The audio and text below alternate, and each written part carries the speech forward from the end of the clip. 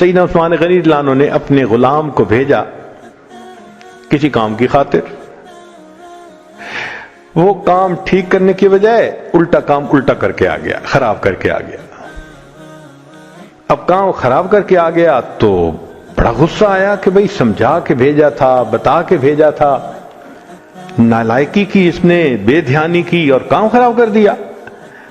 تو عثمان غنی رضی اللہ عنہ نے اس کو بلایا اور اس کا کان مروڑا کہ تجھے سمجھا کے بھیجا تھا، بتا کے بھیجا تھا کہ یہ کام ایسے کرنا ہے، تو نے میرا نقصان کر دیا۔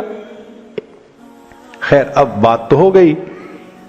کچھ وقت کے بعد عثمان غنی رضی اللہ عنہ کو خیال آیا کہ میں نے اس کے کان مروڑے، اگر یہ قیامت کے دن مجھ سے مطالبہ کرے گا تو میں کیا جواب دوں گا؟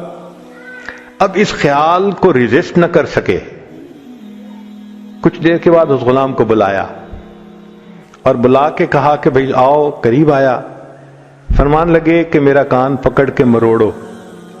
اس نے کہا کیوں؟ فرمان نے اس لیے کہ میں نے تمہارا کان مروڑا ہے، تم میرا کان مروڑو۔ اس نے پہلے تو ذرا جھجک گیا، فرمان نے نہیں، جھجکنے کی ضرورت نہیں ہے، میں نے ایک عمل کیا ہے نا، تو سیم عمل میرے ساتھ کر لو۔ چنانچہ اس نے کان مروڑا۔ جب وہ کان مروڑ رہا تھا عثمان غنی رضی اللہ عنہ فرمانے لگے اور زیادہ اس کان کو مروڑ لو، میں قیامت کے دن جواب دینے کے قابل نہیں ہوں۔ یہ ہمارے اکابرین کا حال تھا کہ ہم سے دنیا میں کوئی کوتاہی سرزد نہ ہو جائے